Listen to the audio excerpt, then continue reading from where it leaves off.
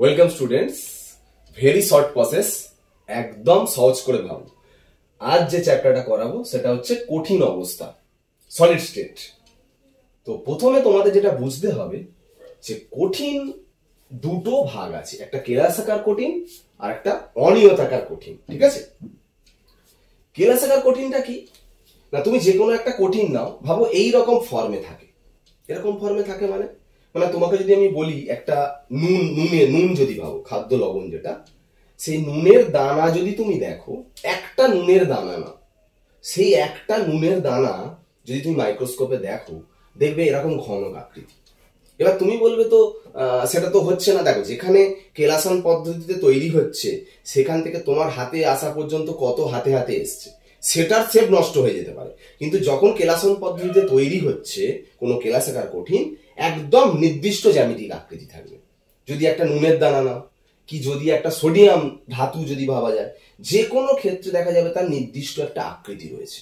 মানে আমি যদি বিচার করি, একটা সোডিয়ামের টুকরো নাও আর একটা সিম্পল কাঁচ নাও, দেখবে দুটোকে যদি মাইক্রোস্কোপে দেখো, সোডিয়ামের মধ্যে দেখবে পরমাণুগুলো একদম নির্দিষ্টভাবে সাজানো আছে, কিন্তু কাঁচের মধ্যে পরমাণুগুলো দেখবে নির্দিষ্টভাবে সাজানো নেই। তার মানে একটা সুনির্দিষ্ট জ্যামিতিক আকৃতি থাকবে কেলাসাকার কঠিনের, আর অনিয়তাকার কঠিনের একটা নির্দিষ্ট জ্যামিতিক আকৃতি থাকবে না। এটা হচ্ছে ডিফারেন্স দুটোর মধ্যে। তো আজকের পড়াটা মেনলি কেলাসাকার কঠিন নিয়েই পড়া। তো কেলাসাকার কঠিনের মধ্যে ব্যাপারটা তোমাকে প্রথমে জানতে হবে যে কেলাসাকার কঠিনের চারটে ভাগ। একটা হচ্ছে আণবিক, 2 আয়নীয়, 3 সমযোজী, 4 হচ্ছে ধাতব। তো এক এক করে আমি এক্সাম্পল দিচ্ছি, ব্যাপারগুলো বুঝবে। আমি 4টে এক্সাম্পল আমি তোমাকে দিচ্ছি। প্রথম ভাবো, আমি এই কন্টেনারের মধ্যে আমি হিলিয়াম নিয়েছি। তুমি বলবে হিলিয়াম তো কঠিন নয়। দেখো, সবকিছুকেই কঠিন করা যায়, সবকিছুকেই তরল করা যায়, সবকিছুকেই গ্যাসীয় করা যায় উষ্ণতা আর চাপের পরিবর্তন করে। আমি কঠিন হিলিয়াম নিয়েছি। আমি এখানটায় নিলাম কি, কঠিন সোডিয়াম ক্লোরাইড। এটা তো সবাই জানো, সোডিয়াম ক্লোরাইড তো কঠিনই হয়, তাই না? সোডিয়াম ক্লোরাইড আছে মানে এর মধ্যে আছে sodium plus CL minus, Na plus আছে, সিএল মাইনাস আছে। আর কি নিলাম? আমি নিলাম গ্রাফাইট। গ্রাফাইট নিয়েছি।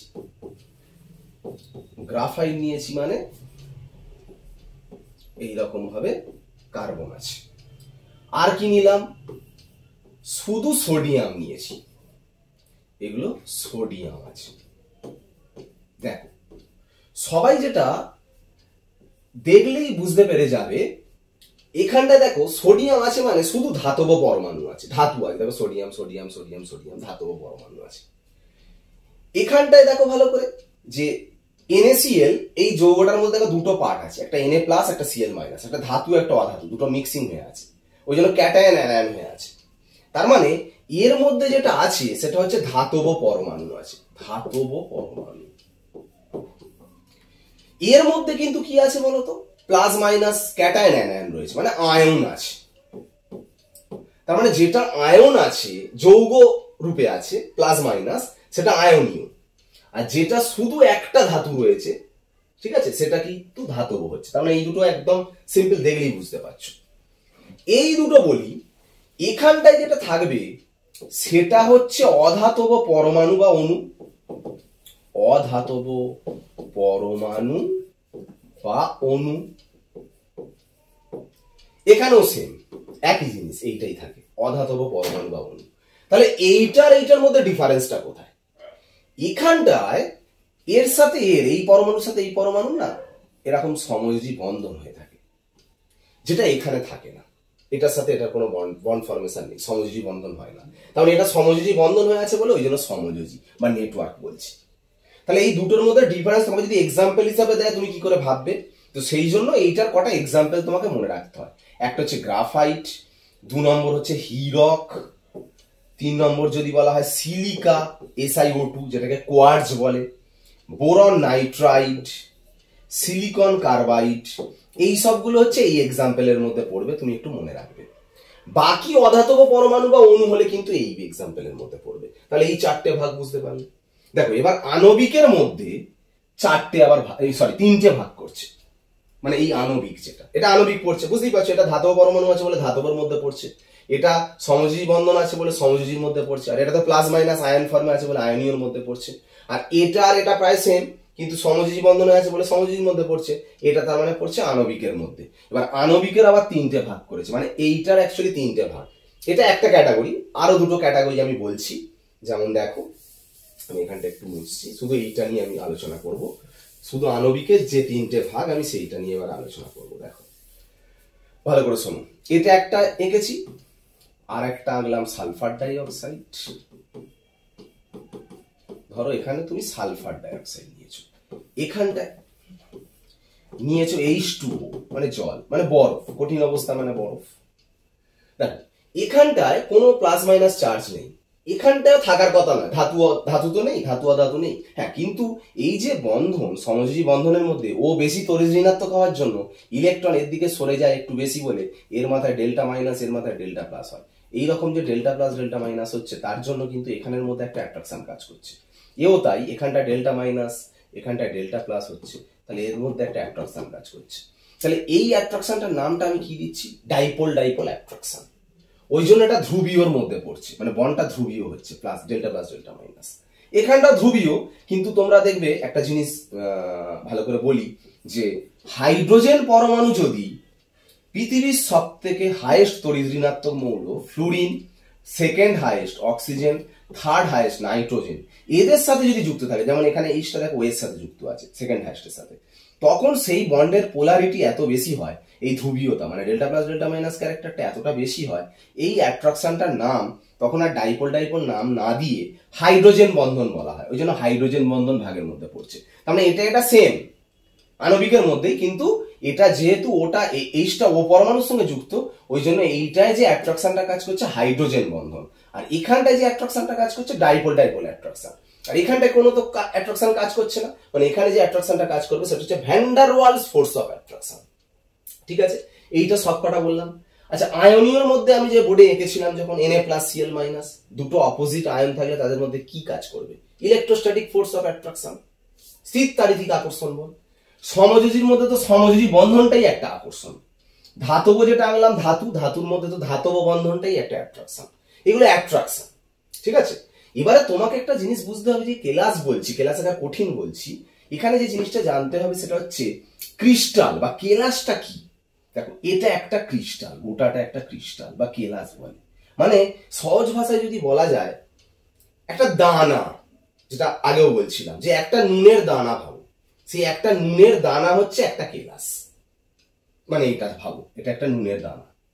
এবার এটাকে যদি মাইক্রোস্কোপে দেখো, দেখো এরকম সাজানো গোছানো একটা বিভিন্ন একদম সুন্দরভাবে সাজানো কণাগুলো আছে। কণা মানে এর মধ্যে নিশ্চয়ই সোডিয়াম ক্লোরাইড থাকবে, সোডিয়ামের কেলাস হলে তার মধ্যে সোডিয়াম থাকবে, সোডিয়াম ক্লোরাইডের ক্লাস হলে তার মধ্যে সোডিয়াম ক্লোরাইড থাকবে। যাই হোক না কেন, সাজানো গোছানো থাকবে কেলাসাকার প্রোটিন।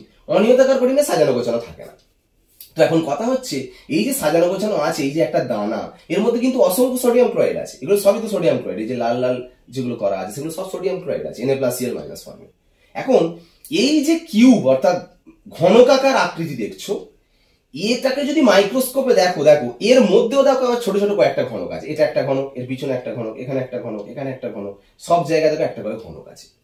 সব থেকে স্মলেস্ট যে প্যাটার্ন, মানে এই ঘনকটা দেখো একটা মার্কিং করা হয়েছে, যেটাকে আমরা ইউনিট সেল বলছি, বাংলায় বলে একক কোষ। ঠিক আছে, একক কোষ মানে এইটার ভিতরে কিন্তু আর তুমি ঘনক পাবে না। মানে একটা বড় কেলাস, সেই কেলাসটার মধ্যে সব থেকে ক্ষুদ্রতম যে ঘনক, যেটা ভাঙলে কিন্তু আর ঘনক পাবে না, সেই স্মলেস্ট যে ইউনিটটা, সেটাকে আমরা বলছি ইউনিট সেল বা একক কোষ। আর বড় যে দানাটাকে, সেটাকে আমরা বলছি ক্রিস্টাল বা কেলাস। ঠিক আছে, এই যে ইউনিট সেল বা একক কোষ পড়লে, এই একক কোষের চারটে ভাগ। কি কি ভাগ একক কোষের? দেখো একক কোষের ভাগগুলো হচ্ছে, একটা হচ্ছে সরল, একটা হচ্ছে দেহকেন্দ্রিক, তিন হচ্ছে পৃষ্ঠকেন্দ্রিক, আর একটা হচ্ছে প্রান্তকেন্দ্রিক। ঠিক আছে, এই ভাগগুলো যে হলো, সবগুলোর ইংলিশ নামগুলো দেখো। সরল মানে হচ্ছে সিম্পল, দেহকেন্দ্রিক মানে বডি সেন্টার্ড কিউবিক, যেটাকে বলা হয় BCC, পৃষ্ঠকেন্দ্রিক মানে ফেস সেন্টার্ড কিউবিক, FCC বলে এটাকে। ঠিক আছে, সরলটাকে সিম্পল বলে, SC নামও বলে। প্রান্তকেন্দ্রিক হচ্ছে এন্ড সেন্টার্ড কিউবিক, ECC বলে। এই হচ্ছে চারটে ক্যাটাগরি। ঠিক আছে, একক কোষের এই চারটে ক্যাটাগরি। তো একক কোষগুলোকে একটু চিনতে হবে কিরকম। একক কোষ মানে বুঝতে পারছো তো, এইটা জাস্ট একক কোষ। এই একক কোষটাকে আমি 4 রকম ভাবে ধরো আঁকছি। কি না, যদি দেখা যায় যে একক কোষে শুধু দেখো কর্নার গুলোয় কণা আছে, দেখো শুধু কর্নার মানে কৌণিক বিন্দুতে কণা আছে, তখন তাকে বলছি সিম্পল বা সরল একক কোষ। যদি দেখা যায় প্রত্যেকটা কৌণিক বিন্দুতে কণা আছে, আবার ভিতরের মাঝখানে একটা কণা আছে, তখন তাকে বলছি দেহকেন্দ্রিক। আবার দেখো প্রত্যেকটা কৌণিক বিন্দুতে কণা আছে, আর প্রত্যেকটা তল যে আছে সেই তলের মাঝখানে একটা করে কণা আছে, সেটাকে বলছি ফেস সেন্টার্ড কিউবিক, মানে হচ্ছে পৃষ্ঠকেন্দ্রিক। আর যেটা আছে এন্ড সেন্টার্ড কিউবিক, যেটাকে প্রান্তকেন্দ্রিক বলছি। দেখো প্রত্যেকটা কৌণিক বিন্দুতে কণা আছে, আর যে কোনো দুটো বিপরীত পৃষ্ঠতলের মাঝখানে একটা করে কণা আছে, সেটাকে বলছি প্রান্তকেন্দ্রিক। এই টোটাল হচ্ছে একক কোষ, এই 4 রকমের একক কোষ আছে। এবার খুব ভালো করে যেটা তোমাকে জানতে হবে যে এই একক কোষ মানে দেখো এই সরল একক কোষের টোটাল ভাবো কটা ল্যাটিস বিন্দু আছে। ল্যাটিস বিন্দু মানে যেখানে কণাগুলো বসে থাকে, তাই না? কণাগুলো কোথায় কোথায় বসে আছে? 8টা কৌণিক বিন্দু, 1 2 3 4 5 6 7 8, এখানটায় আছে একটা, তাই না?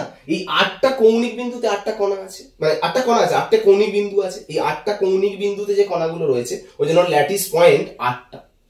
এর ল্যাটিস পয়েন্ট কত দেখেই বোঝা যাচ্ছে, দেখো 8টা কর্নার আর মাঝখানে ভিতরে একটা, 9টা, তার মানে ল্যাটিস পয়েন্ট। এর ল্যাটিস পয়েন্ট কটা?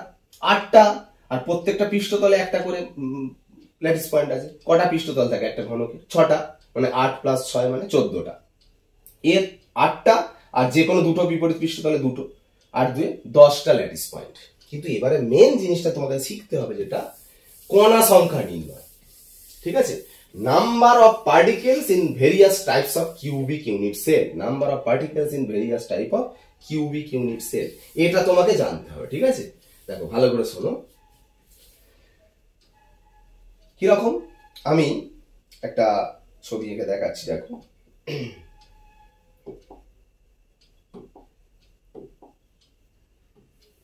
দেখো এটা একটা ঘনক। এই ঘনকটা আমি সরল সিম্পল একক কোষ নিয়ে ভাবছি। সিম্পল একক কোষ মানে কোথায় কণা থাকে? সিম্পল একক কোষ মানে শুধু কৌণিক বিন্দুগুলোতে কণা আছে। দেখো আমি কৌণিক বিন্দু থেকে কণাগুলো আঁকছি, দেখো 8টা কৌণিক বিন্দুতে 8টা মানে কণা রেখেছি, ঠিক আছে? তো আমাকে যদি বলে যে এই সিম্পল একক কোষে মোট কটা কণা, সবাই দেখে বলে দেবে 8টা কণা, কিন্তু এটা ভুল। 8টা ল্যাটিস পয়েন্ট, কিন্তু কণা কিন্তু 8টা নয়। তার কারণ আমি কিন্তু এটা একক কোষ বলছি। একক কোষ মানে আমি এই ছোটটার কথা বলছি।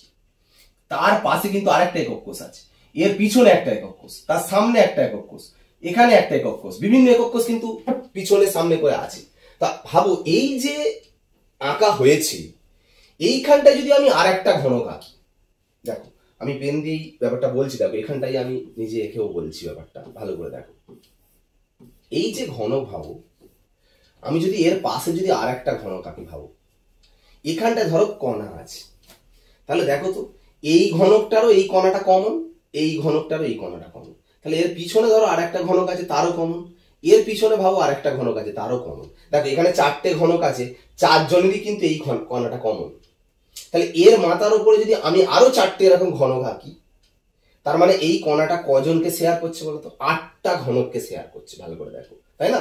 এই কণাটা এখানে 1 2 3 4টে, এর মাথায় যদি আরো 4টে ঘনক রাখি, তাহলে এই কণাটা অ্যাকচুয়ালি 8টা ঘনককে শেয়ার করছে, মানে 8টা একক কোষকে শেয়ার করছে। তার মানে আমি যদি পুরোটাকে ভেঙে দিই, তাহলে এক একটা ঘনকের গায়ে, মানে এক একটা একক কোষের গায়ে কত অংশ করে লেগে যাবে? 1/8 অংশ। তার মানে এক একটা এই যে ঘনকের গায়ে 1/8 অংশ করে আছে প্রত্যেকটায়। ভাবো এই কণা কিন্তু একটা নয়, 1/8 অংশ প্রত্যেকটা। ভালো করে যদি ছবি আঁকো, তাহলে কিন্তু ছবি আঁকলে এরকম ভাবে দেখাবে, ওরকম ভাবে কণা দেখানো হয় না, এই রকম দেখানো হয়, এই এরকম ভাবে। এটা 1/8 অংশ একটা, ঠিক আছে? তাহলে 1/8 অংশ করে ভাবো কটা আছে, মোট কটা ল্যাটিস পয়েন্ট? 8টা। তো তাহলে 1/8 × 8, তাহলে কত হলো টোটাল কণা? একটা কণা। ওই জন্য দেখো সিম্পল একক কোষে কণা সংখ্যা টোটাল কত? একটা। একইভাবে আমরা যদি করি বডি সেন্টার্ড বিসিসিতে, বিসিসি দেখো 8টা কর্নারে 1/8 × 8 করলে একটা, আর ভিতরের মাঝখানে যেটা থাকে সে তো আর কাউকে শেয়ার করবে না, সেটা একটা কণা। আর একটা 1 যোগ করো, তাহলে 1 আর 1 যোগ করলে কত হবে? 2টো কণা। এফসিসি ভাবো, এফসিসিতে তাহলে কি হচ্ছে? প্রত্যেকটা কৌণিক বিন্দুগুলো মিলিয়ে মোট কটা? একটা। 1/8 1/8 1/8 1/8 1/8 1/8 1/8 1/8 8টা 1/8 করলে একটা, আর প্রত্যেকটা পৃষ্ঠতলে যে কণাগুলো আছে, এটা কজনকে শেয়ার করবে যদি আমি তোমাকে দেখাই, ভালো করে দেখো। আমি ধরো এটা একটা বাক্স ভাবো, ঠিক আছে, এটা একটা ঘনক, তো এর পৃষ্ঠতল মানে ধরো এইখানটার পৃষ্ঠতলে ধরো একটা কণা আছে, এইখানটায় এখানটায় যদি কণা থাকে, আমি যদি তার পাশে যদি আর একটা ঘনক এরকম ভাবে রাখি, এইরকম ভাবে যদি রাখি, ভাবো, তাই না? তার মানে ভাবো আমি যদি দুটোকে এরকম ভাগ করে দিই, তার মানে ওই কণাটা দুজনকে শেয়ার করছে। তার মানে পৃষ্ঠতলে যে কণাটা থাকছে, মানে এইগুলোতে, এই যে পৃষ্ঠতলে এখানটা যে কণাটা থাকছে, এই কণাটা কিন্তু অ্যাকচুয়ালি হাফ অংশ করে থাকছে। কেন বলতো? একটা ঘনকের পৃষ্ঠতলে যে কণাটা আছে তার পাশে আর একটা ঘনক রাখলে তারও কমন, মানে দুটো ঘনকের কমন হচ্ছে পৃষ্ঠতলের কণাগুলো। তার মানে ভাঙলে এক একটা ঘনকের গায়ে তার মানে কত অংশ করে লেগে যাবে? 1/2 অংশ করে। তাহলে 1/2 অংশ করে যদি হয়, তাহলে প্রত্যেকটা তলে কটা আছে, মানে প্রত্যেকটা পৃষ্ঠতল, মোট পৃষ্ঠতল কটা আছে? 6টা পৃষ্ঠতল একটা ঘনকে। 6 ইন্টু হাফ করলে কত হচ্ছে? 3। আর প্রত্যেকটা কৌণিক বিন্দু মিলিয়ে 1, এইগুলো আর কি, এইগুলো কৌণিক বিন্দু সবকটা মিলিয়ে 1। তাহলে 3 আর 1 4, ওই জন্য 4টে কণা থাকে। তার মানে সে কপার হোক, কপার ক্লোরাইড হোক, সোডিয়াম হোক, সোডিয়াম ক্লোরাইড হোক, কপার ক্লোরাইডে কপার ক্লোরাইড থাকবে, সোডিয়াম হলে সোডিয়াম থাকবে, ওগুলি কণা। কপার ক্লোরাইডে কণা কি থাকবে? Copper chloride. সোডিয়ামে কণা সোডিয়াম থাকবে, সিলিকায় কণা সিলিকা থাকবে। সেটা বড় কথা না, যেটার যাই যেটা নেবে তার সেটাই থাকবে, কিন্তু কটা থাকবে? সেটা যদি সরল একক কোষ হয় তার মধ্যে একটা কণা থাকবে, যদি সেটা দেহকেন্দ্রিক একক কোষ হয় তার মধ্যে 2টো কণা থাকবে, যদি পৃষ্ঠকেন্দ্রিক একক কোষ হয় তার মধ্যে কটা কণা থাকবে? 4টে কণা থাকবে। এই যা ডিফারেন্স। এখন